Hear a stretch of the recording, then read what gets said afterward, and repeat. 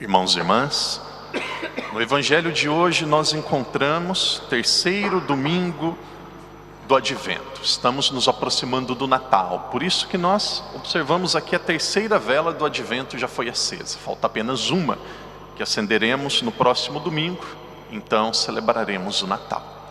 O Evangelho de hoje nos conta um pouco sobre João Batista. João Batista, ele era conhecido como a voz.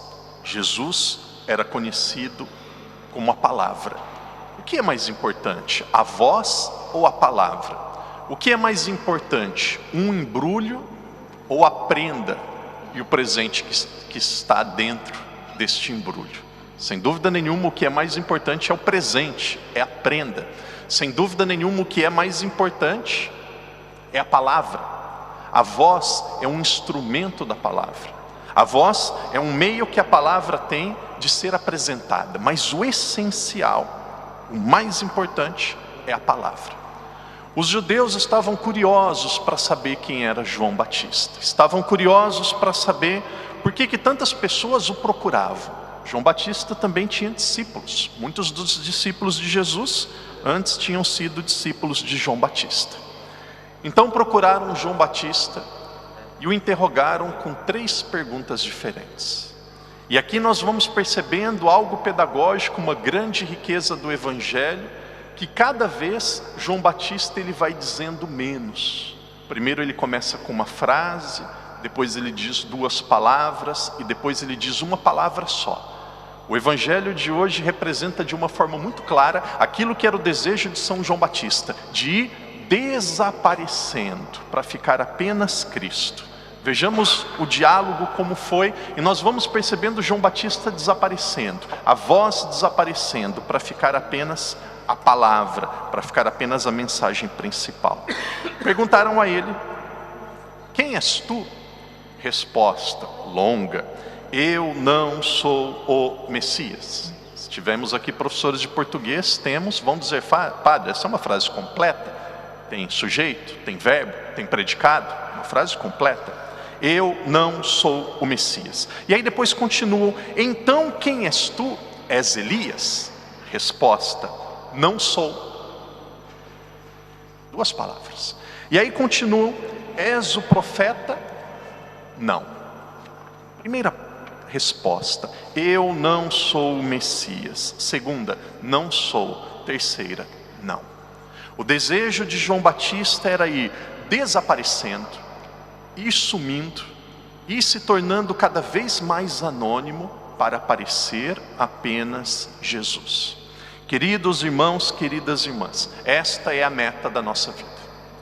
É para isso que nós fomos criados. Alguns vão dizer: padre, não dou conta, padre, não consigo. Calma. É para isso que nós fomos criados. É para isso que nós existimos. Se nós fizemos uma pesquisa e alguém pudesse dizer de forma muito concreta como que era um passarinho há 300 anos atrás, ele é da mesma forma hoje. No Brasil nós temos um passarinho, muito interessante, não sei se em Portugal vocês têm, se chamam com esse nome, é o João de Barro. João de Barro, ele faz a sua casa na árvore. E é muito interessante, é muito bonito. Muitas pessoas olham e dizem assim: olha como que o passarinho é sábio, como que ele é inteligente. O João de Barro, do jeito que ele faz a casinha dele na árvore no Brasil hoje, há 500 mil anos atrás ele fazia. O ser humano existe, aqui não estou dizendo em evolucionismo, que nega a criação. O ser humano existe para evoluir. O ser humano existe para ser melhor. O ser humano existe para progredir. Nós não podemos no próximo ano estar da mesma forma que nós estamos hoje. E aqui existe uma grande máxima na vida cristã e espiritual, que é a seguinte: quem não avança, regride. Na vida espiritual só tem 2 caminhos: ou é para frente ou para trás. Ninguém consegue ficar da mesma forma. E aqui vem São João Batista e ele vai desaparecendo, desaparecendo, desaparecendo. Queridos irmãos e irmãs, essa é a meta. Aos poucos nós vamos desaparecendo, desaparecendo para viver Cristo em nós. A meta da vida cristã, por isso que nós estamos na missa, por isso que nós rezamos, aos poucos vai desaparecendo cada um de nós para ficar Cristo. E veja, a natureza humana continua presente. Algumas pessoas dizem assim: padre, eu não saio da missa, mas às vezes eu continuo tendo ainda sentimentos de raiva. Eu digo, não me entendam mal, deixa o padre concluir o raciocínio, eu digo parabéns. Que isso, padre? Parabéns. Você continua vivo. Continua vivo. Padre, às vezes eu fico ansioso, padre. Parabéns. Continua vivo. Padre, às vezes eu vejo uma mulher bonita na rua, eu penso, padre, eu vejo uma mulher bonita, eu acho ela bonita. Parabéns. O problema não é sentir raiva. O que você vai fazer com a raiva? O problema não é ficar ansioso. Uma pessoa que não está ansiosa, ela já morreu. Uma pessoa que não sabe distinguir o belo do feio, ela já morreu. Agora, tem pornografia na cabeça? Você começa a descontar a raiva nos outros, a sua ansiedade faz você ser uma pessoa difícil, uma pessoa que não acredita em Deus. Então os sentimentos, eles vão continuar existindo em cada um de nós, mas à medida que Cristo vai crescendo e nós vamos diminuindo, a maneira de Cristo agir prepondera na nossa vida. Um exemplo muito claro: muitas pessoas têm dito assim: padre, tem aumentado o número de turistas em Macau. Tem muita gente do lado de lá da fronteira que vem para cá. Verdade. Padre, está ficando mais difícil de caminhar aqui perto na igreja. É muita gente. Verdade. Padre, às vezes eu perco a paciência, padre. Quero caminhar, o povo não anda e atravessa fora da faixa, da zebra. Padre, não gosto disso. Verdade. Tem muitas pessoas dizendo. E ontem eu conversava com uma pessoa, e por que eu estou dizendo isso? Quem tem que crescer em nós é Cristo, e aos poucos nós vamos diminuindo. Diante de uma situação muito concreta como essa, muitos turistas, mais difícil de caminhar. Às vezes eu quero ir para minha casa, estou meio com pressa e quero ir, gente devagar. Eu por natureza caminho meio rápido, e aí eu já começo a fazer um exercício e digo: eu não sou o centro do mundo. Não é porque eu estou com pressa que o mundo todo agora tem que começar a ficar com pressa. E aí eu disse assim para uma pessoa ontem, conversando com ela e fazendo uma reflexão desse exemplo muito claro. Para quê? Para Cristo viver e aos poucos nós indo morrendo. Aqueles que têm dificuldade porque o número de pessoas aumenta, porque aumenta o barulho, agora é mais difícil de conduzir, é mais difícil de andar. Nós temos três opções. Primeira delas: muda de Macau. Muda de Macau. Vai para as Filipinas, vai para a Coreia, vai para o Japão. Por quê? Não vai mudar. Não vai mudar. Eu acho que se alguém escrever uma carta para o governo dizendo que está insatisfeito, é muito provável que não vai mudar. Então, não está satisfeito, procura outra cidade.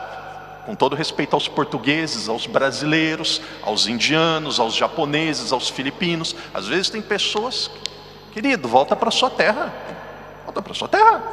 Volta, padre, volta para sua terra. Então, existem algumas coisas, não vai mudar. Não vai mudar. Primeiro, não está satisfeito? Procura outro lugar. Segundo, se continuar com essa agressividade, com esse nervosismo, com essa raiva, vai ficar doido, ou vai ficar doente, porque você está dando um murro, um soco em ponta de faca. Terceiro, eu penso que a mais inteligente é a melhor: adaptação. Se adapte à realidade, se adapte, sai um pouco mais cedo de casa, respira. Lembra você mesmo, e aqui é um dos maiores males que nós precisamos trazer no nosso coração: nós não somos o centro do mundo, nós não somos o centro da vida das outras pessoas da igreja. Dizer, e aqui é o exemplo de João Batista, vai diminuindo as palavras, vai diminuindo a ação dele no mundo. Querido irmão, querida irmã, nós não somos como João de Barro. Nós não somos como o pet que nós temos e nós gostamos muito. Nós somos seres humanos. Nós precisamos melhorar. melhorar. Olha para dentro de você, nós estamos nos aproximando do Natal. Nós precisamos ir nos transformando em Cristo. Nós temos aqui o Adriano, depois de alguns meses nos visita. Temos também José Maria, se Deus quiser um dia será sacerdote. Me recordo uma vez, alguns dias antes de ser padre no Brasil, um padre já idoso me procurou e disse assim: diácono, era diácono então, diácono, gostaria de lhe dar um conselho. Eu disse: padre, pode dar até 2, 3, um homem muito sábio. Ele disse assim: existe uma grande tentação para você quando você se tornar padre, toma cuidado. E aí eu já pensei: dinheiro, mulheres, preguiça, falar mal da vida dos outros. Passou um monte de coisa na minha cabeça. Eu já pensei: essa conversa eu já sei onde que vai dar. E ele falou: o maior perigo na vida de um padre, a maior tentação na vida de um padre, é você se acostumar e tratar as coisas santas e sagradas como se fossem coisas cotidianas, normais e ordinárias da vida. O maior risco, o maior perigo da vida do padre é quando ele está consagrando, ele pega o cálice. É como se ele estivesse pegando um copo na casa dele para beber água. O maior perigo da vida de um padre é quando ele está entregando a comunhão. E é como se ele estivesse entregando um folheto para uma pessoa. Queridos irmãos e irmãs, permita, eu trago essa reflexão no meu coração. Permita eu dizer para vocês, digo com amor e com todo o coração e com todo carinho. Aqui nós temos pessoas que estão todos os domingos na missa. Louvado seja Deus. A nossa comunidade, antigamente eu olhava o nosso povo, nós percebíamos fiéis na igreja. Hoje, graças a Deus, nós temos uma comunidade, pessoas comprometidas. Vem um padre, vem outro e muda, entra bispo, sai bispo, tudo. Pessoas comprometidas. Mas existe um grande perigo para a vida de vocês: se acostumar com a missa. É como se a missa fosse mais uma coisa. É como se a Eucaristia fosse mais um momento da vida. É como se Deus fosse mais uma parte do nosso cotidiano. Não, Deus é o centro. Deus é o centro. Quando nós nos aproximamos da Eucaristia, é dizer assim: eu vou receber, e aqui melhore um pouco, eu vou receber Deus. Eu vou receber o motivo da minha esperança. Eu vou receber aquele a quem eu confio e eu sei que jamais vai me decepcionar. Por melhor que seja o filho, a filha, o pai, a mãe, o esposo, a esposa, o padre, o bispo, o papa, todas essas pessoas em algum momento da vida vão nos decepcionar, vão falhar. E aqui às vezes nós colocamos um peso muito pesado mesmo nas costas dos outros. Esperamos muito, às vezes a régua da expectativa é tão alta que nós nos frustramos. Por quê? Porque nós colocamos algumas expectativas nos outros que nós devemos esperar apenas de Deus. Queridos irmãos, queridas irmãs, essa é a meta da nossa vida. Este é o sentido da liturgia e o sentido da vida cristã. João Batista, que evangelho bonito, que evangelho pedagógico. Eu não sou o Messias. Depois, não sou. Depois, não. Depois, desapareceu. Que Jesus nos ajude aos poucos, irmos desaparecendo. E aqui nós não podemos deixar um sentimento de pessimismo tomar conta de cada um de nós. Muitas pessoas dizem assim: padre, parece que eu não mereço. E aqui, às vezes, pessoas dizem assim, quando procuram a confissão: padre, são os mesmos pecados da última vez, padre. Mesma coisa. Desculpa a sinceridade, as minhas confissões, 95% são sempre as mesmas. Por quê? Porque é uma luta diária. Que palavras lindas de São Paulo. Deus nos salvará na nossa perseverança. Luta, cai, levanta. Ofendeu a esposa, perdão, te ofendi. Aqui não é acostumar com o errado, eu não estou dizendo isso. Mas irmão, irmã, continue lutando. Continue se esforçando, continue fazendo a sua parte. Imagina uma pessoa que peca, tem o desejo de mudar, pede perdão a Deus, pede perdão ao outro. Essa pessoa vai se santificar, essa pessoa encontrará o céu. Que Jesus nos ajude nesta semana, falta apenas uma semana que antecede o Natal. Que aos poucos os sentimentos de Cristo, o jeito de Cristo, prevaleça na nossa vida muito mais do que o nosso sentimento, muito mais do que a nossa vontade. O Padre encerra dizendo assim, 2 palavras aqui, temos 3, alegria, alegria. Qual que é a fonte da alegria? A fonte da alegria é nos sentirmos amados. A fonte da alegria é nos sentirmos amados. Veja um jovem, um adolescente, quando está apaixonado, deixa tudo, esquece o pai, esquece a mãe, viaja, faz tudo, sorri sozinho, vive dando risada sozinho. Por quê? Porque se sente amado. Nós somos amados por Deus. Nós somos amados por Deus. Segunda palavra, esperança. Existe uma diferença muito grande entre sentimento positivo e esperança. Sentimento positivo tem nos livros de autoajuda, isso falha. Agora a esperança é uma decisão que eu tomo em saber que aquele que eu confio terá a última palavra na minha vida. Em Deus eu posso confiar. Uma casa que tem uma rocha, está em uma rocha segura, está em Deus, ela não vai falir. Esperança. Terceiro e último. Começa com P. P. Uma muito importante. Paciência. Ansiedade, agitação, só complica as coisas. Esses dias eu tinha que conversar com uma autoridade religiosa e eu fiquei pensando, meu Deus, como que eu vou falar, como que eu vou dizer? Meu Deus, não vai dar certo, meu Deus, não vai me compreender, vai dar briga. E eu pensei de tudo. E eu falei assim, não, calma. Eu falei, padre, calma. E eu pensei, não dormia e tudo. E eu já encontrei uma vez pelo corredor, já queria falar. Eu falei, calma. Depois de 3 dias a pessoa me procurou e falou aquilo que eu estava esperando falar e resolveu o meu problema. Deus cuida de tudo. Para de agitar, para de se preocupar, Deus cuida de tudo.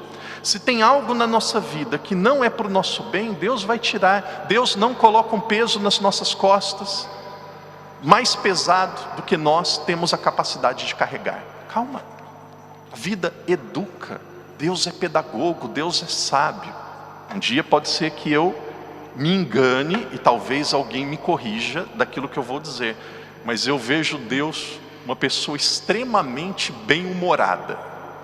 Não é irônico, mas é extremamente bem-humorado. Ele está morrendo de dar risada das nossas lutas e das nossas batalhas. Ele está dando gargalhada lá no céu, dizendo assim, um dia ela me agradece ainda.